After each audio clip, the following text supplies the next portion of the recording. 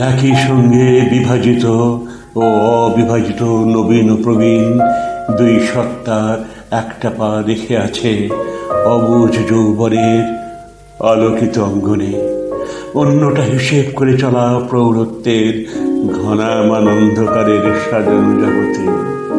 প্রিয় আহত হৃদয়, কোন দিকে যাব আমি? শঙ্খ নদীর তীরে নাকি শান্ত রাজপথে?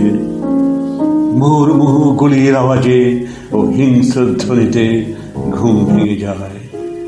অন্ধকার অবচেতন সমুদ্রের ওপর দিয়ে হেঁটে চলে অবাধ্য নবীন মন শৃঙ্খলিত প্রবীণ চেতনার হাত ধরে। ক্রান্তিকাল কড়া নাড়ে দরজায়, গৃহযুদ্ধের ছায়াপাতে মধ্যাহ্ন বিবর্ণ হয়ে যায়। যৌবন হাত ধরে টানে প্রবলভাবে, প্রৌঢ়ত্ব বিদ্রুপ করে। অন্ধকার সমুদ্রে হেঁটে চলা আমি বয়সীন হয়ে যাই। বনগা লোকাল ট্রেনে ওপার বাংলা থেকে বহুকাল আগে আসা যে বৃদ্ধ হকারটা আজ সন্ধ্যেতে একটাও বাদামের প্যাকেট বিক্রি হয়নি।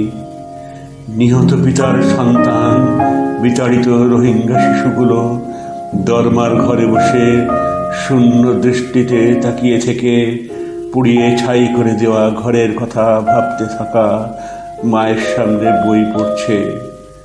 বহু বছর ধরে এখানে বাস করা ও অনেক বাসস্থান তৈরি করা মুর্শিদাবাদের যে রাজমিস্ত্রিগুলোকে ডিটেনশন ক্যাম্পে আটকে রাখার পরিকল্পনা চলছে, তাদের শঙ্কিত হৃদয়ের বেদনার অভিঘাতে অভিঘাতে আমি বয়সীন হয়ে যাচ্ছি।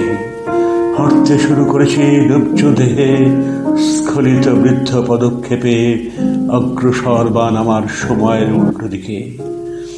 যৌবনের বিস্ফোরিত সবুজ জগতে প্রতিবাদে স্লোগানে বিদ্রোহে কম্পমান অগণিত আর্ত মানুষের প্রেমের পৃথিবীতে শঙ্খ নদীর তীরে নতুন করে গড়ে ওঠা নতুন স্বপ্ন নিয়ে। রচনা ও পাঠ অনুপ চক্রবর্তী।